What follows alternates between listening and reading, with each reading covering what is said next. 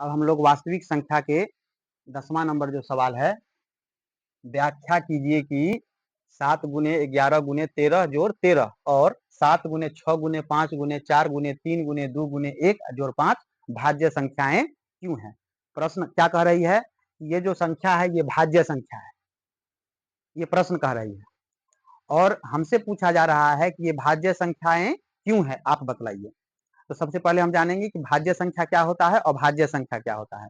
तो भाज्य संख्या वे संख्याएं होती है जिसका जब हम गुणनखंड करते हैं तो एक और स्वयं के अलावे कोई तीसरी संख्या हमको प्राप्त होता है। और अभाज्य संख्या में क्या होता है, एक और खुद के यानी स्वयं के अलावा कोई तीसरी संख्या प्राप्त नहीं होती है। जैसे हम लिखते हैं 2 3 4 5 6 7 8 9 10, इसमें हम देखते हैं 2 जो है ये अभाज्य संख्या है। कैसे, तो 2 का गुणनखंड क्या है, 1 और 2 है। 3 भी अभाज्य संख्या है। कैसे, तो 1 और 3 के अलावा इसमें कोई तीसरी संख्या गुणनखंड के रूप में नहीं है। 4, तो 4 एक भाज्य संख्या है क्योंकि 1 और 4 के अलावे एक संख्या है 2 जो इसका गुणनखंड है। 5 अभाज्य संख्या हो जाता है, 1 और 5 के अलावा कोई तीसरी संख्या इसका गुणनखंड नहीं है। 6 में 1 है, 2 है, 3 है, 6 है, तो ये भाज्य संख्या हो गया। 7 को देखते हैं तो 1 और 7 के अलावा कोई तीसरी संख्या नहीं है। 8, 1 2 4 8, 9 1 3 9 और 10 1 2 5 10। तो यहाँ हम देखते हैं ये जिसमें दो दो संख्या गुणनखंड के रूप में है वो सभी क्या है, तो अभाज्य संख्या है क्योंकि उसमें एक और खुद के अलावा कोई तीसरा संख्या गुणनखंड के रूप में है ही नहीं। और जितनी भी भाज्य संख्याएं हैं, जैसे ये देख लीजिए 4 हो गया, 6 हो गया, 8 हो गया, 9 हो गया, 10 हो गया, ये सब में क्या है, 1 और 9 के अलावा कोई तीसरी संख्या है, 1 और 10 के अलावा कोई तीसरी संख्या है। तो भाज्य संख्या में क्या होता है, एक और खुद के अलावा कोई तीसरा गुणनखंड होता है। ऐसे भी जनरली आप जान लीजिए कि कोई भी दो अभाज्य संख्या को जब हम गुना करते हैं, या कोई भी संख्या हो, एक को छोड़ करके कोई भी दो संख्या को जब हम गुना करते हैं तो उसका गुणनफल हमेशा भाज्य संख्या होगा। तो यहाँ पे हमें सिद्ध करना है कि ये जो भाज्य है तो क्यों भाज्य है। तो सबसे पहले हम क्या करेंगे, यहाँ पर लिखेंगे केस फर्स्ट। इसमें 7 गुने 11 गुने 13 जोड़ 13 लिखा हुआ है, ये भाज्य संख्या है। तो हम कैसे जांच करेंगे, तो सबसे पहले इसमें जो कॉमन है उसको कॉमन को बाहर निकालेंगे। तो यहाँ 7 गुने 11 जोड़ 13, सॉरी 13 नहीं 1 हो जाएगा यहाँ पर, क्योंकि ये 13 जो है ये बाहर निकल गया गुना के रूप में, यहाँ 13 हो गया। अब इसको गुना करेंगे तो ये हो जाएगा 77 प्लस 1 गुने 13, या 77 1 हो गया 78 गुने 13, 78 का गुणनखंड हो गया 2 गुने 3 गुने 13, और ये हो गया 13 पहले से। देखिए 13 या 39, 39 गुना 78 होता है।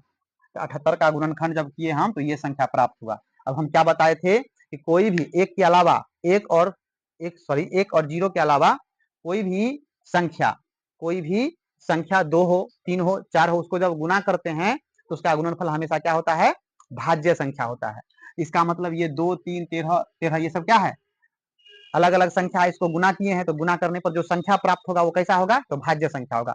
इसको गुना करेंगे तो कौन सा संख्या प्राप्त होगा, तो जिस संख्या से हमको गुणनखंड प्राप्त हुआ है उसी गुणनखंड को जब हम गुना करते हैं तो वही संख्या प्राप्त होता है। तो इसको गुना करने पर ये संख्या प्राप्त हुआ, इसका मतलब क्या हुआ, ये जो संख्या है यह एक भाज्य संख्या है। इसी प्रकार तो यहाँ पर हम लिख सकते हैं अतः 7 गुने 11 गुने 13 जोड़ 13। तो पहले भाषा लिख लेते हैं यहाँ पर, चूंकि एक और शून्य के अलावे कोई भी दो संख्या का गुणनफल एक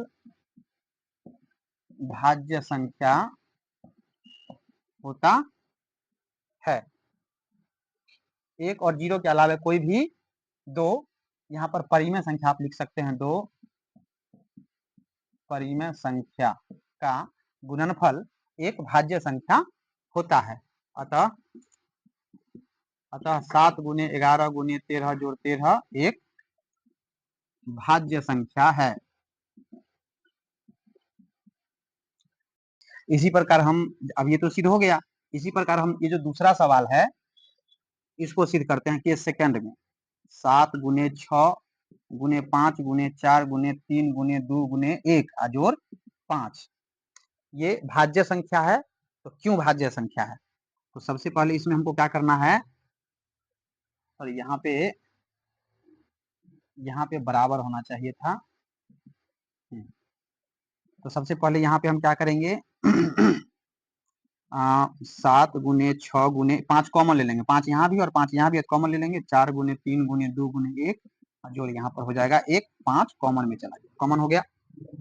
अब इसको जब हम गुना करते हैं, इसको गुना करने पर हमको 1008 प्राप्त होगा, और प्लस में है 1 गुने 5।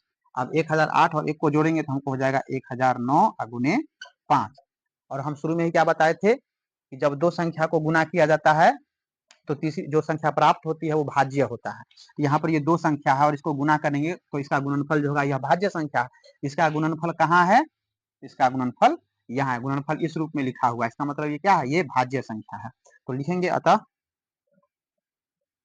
7 गुने 6 गुने 5 गुने 4 गुने 3 गुने 2 गुने 1 जोड़ 5 एक भाज्य संख्या है। यहाँ पर आप चाहें तो यहाँ पर एक भाषा लिख सकते हैं, यही 1 और 0 के अलावे कोई भी दो परिमेय संख्या का गुणनफल एक भाज्य संख्या होता है। अतः 7 गुने 6 गुने 5 गुने 4 गुने 3 गुने 2 गुने 1 जोड़ 5 एक भाज्य संख्या है। आप ऐसे भी लिख सकते हो। इस तरह से 10वां नंबर सवाल हमारा कंप्लीट हो गया। अब हम आखिरी सवाल, वास्तविक संख्या का जो आखिरी सवाल है बिहार बोर्ड के लिए, जो इम्पोर्टेंट में आपको 11 सवाल दिए गए थे और 11 सवाल का अंतिम सवाल जो है 11 नंबर, वो अब हम बताने जा रहे हैं। तो देखिए,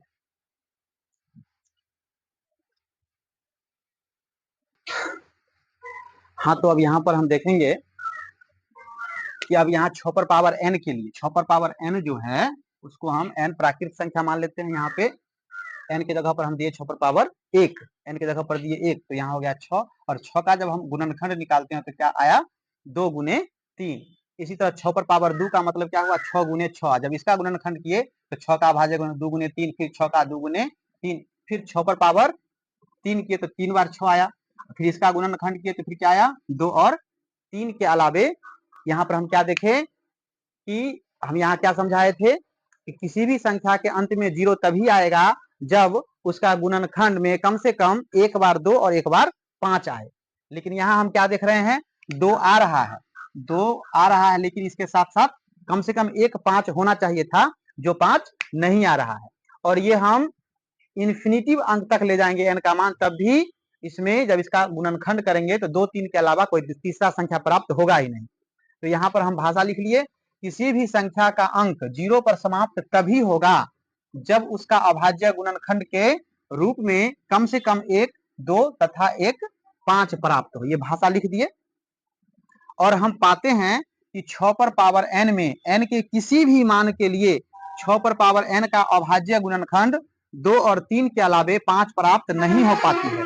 अतः 6 पर पावर n अंक 0 पर समाप्त नहीं हो सकती है। तो इस तरह से किसी भी संख्या पर पावर n जो होगा वह 0 पर समाप्त होगी या नहीं होगी, इसकी जांच हम इस प्रकार से कर सकते हैं। ठीक है, धन्यवाद।